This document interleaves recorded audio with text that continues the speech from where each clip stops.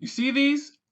Useless. What's going on, Z Warriors? Mr. Waffles here, and today we're going to be talking about the reprints, the good, the bad, and the ugly. So, as we know in yesterday's blog post, we got information that the heroic and villainous energy spheres are going to be reprinted and as ultra rares in the newest set. There was speculation about the reprints of spheres.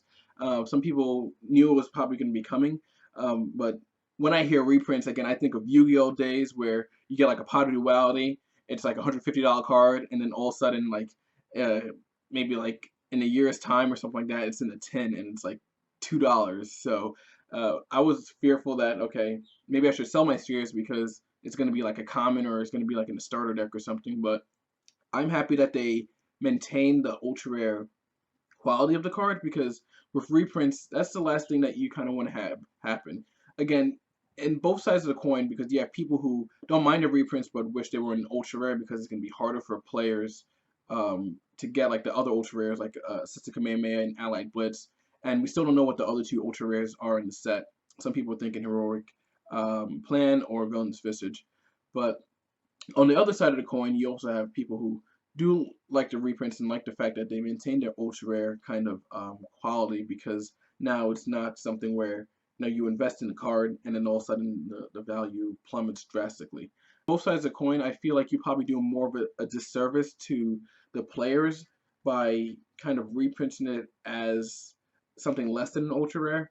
Um, and even though some people might think, okay, it shouldn't really be an ultra rare, uh, in the set because we have six ultra rares, buying boxes, it's just like a money grab because now you have to buy more boxes to try and pull maybe a Sister Kamehameha or Allied Blitz, but instead you're getting spheres or whatever ultra rare in return. Um, I think at the same time, if they did it anything less than an ultra rare rarity, um, it makes other players not really want to invest in the product. I mean, some people are still going to try and get the boxes and stuff like that. Let's say if it was a Dragon Rare or something, um, you already like invested in your set one box, and you spend a lot of money trying to get spheres, and then all of a sudden, like okay, maybe a year down the road or whatever the case may be, it's gonna the value of it's gonna plummet drastically, and everyone knows that, so everyone else is trying to sell their stuff, and it's just like a whole cycle. At least now that it can still maintains your rarity, it doesn't feel like okay, the money I spent into getting these cars, buying product or whatever the case may be, is kind of useless.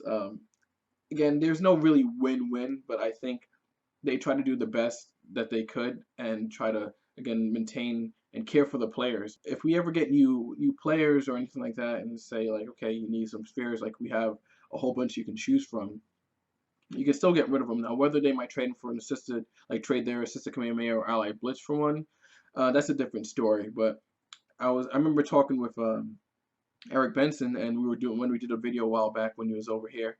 We were talking about how like the ultra rares never really felt like ultra rares because they were so easy to pull. Like the pull rate was ridiculous.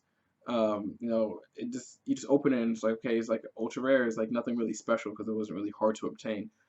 Now I guess with the having like the pull rate of I think one ultra in every two boxes I believe, um, and again you don't know which ultra rare you're getting.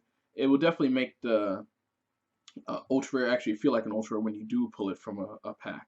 Again, there's really no like absolute like solution in the sense that like that would make everyone happy. But I think what they're really doing is really just trying to make sure that the quality of the card is maintained so that way when you buy a product okay, I'm not going to just buy this card and then like a couple months down the road it's just going to be reprinted as like a like Dragon Rare or like a common or something of that nature, and that would be unfair for players who are actually buying and supporting the game. That's another argument where okay, I have three spheres, three of each, and now I buy like all this product of Awakening, and all of a sudden I get more spheres. Like, what am I going to do with all these spheres when I won Sister Kamehameha or Allied Blitz? Like, it's going to be annoying to get.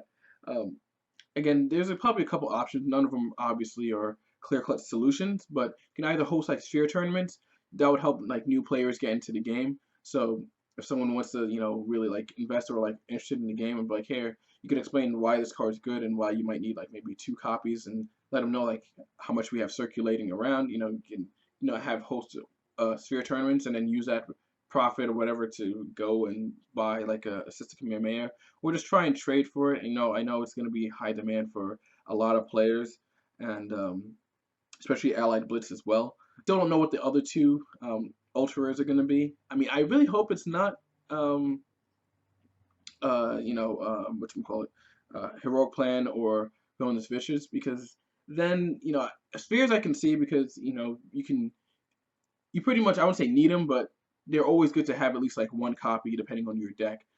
As for plan, not many hero decks play it, and again, since it's only limit one per deck, like you just need one copy as opposed to spheres, which are multiple copies. So I do hope the next ultra rare is a card that would be at least limit two per deck, or something that would be um, I limit to a deck, or you can play up to 3 copies of, so that way, when you pull it, you don't feel like, okay, I pulled this Visage out of my ultra rare box, like I spent $70 plus on, I don't need this because I just need one copy and I can just get it from anywhere. It's really hard to say because we still don't have the other 2 ultra rares released yet. So I say to everyone, just hold off and don't get so uptight. Again, just know that what they're trying to do is the intent of Panini's.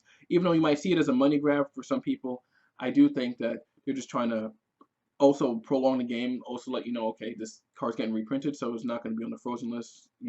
It's going to be there for at least 2 years.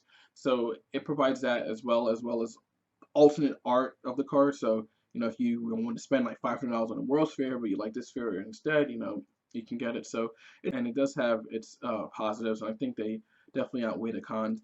I don't think people should quit. I think if you do have spheres already and you pull some, you can either try and sell them, and if that doesn't work, try and host a tournament for them, and then get players and use that as prize support, and use that to buy your Allied Blitz or Sister Kamehamehas. Also, it would also help to get new players into the game. Do you guys like the reprint idea? If so, do you guys like reprints as the ultra rares maintaining their value as ultra rares, or you rather them reprinted as like commons or something less, so that way it doesn't take up an ultra rare slot? So let me know down in the comments down below, and just remember to like and subscribe. And that's all for me today. So Mr. Waffles signing out.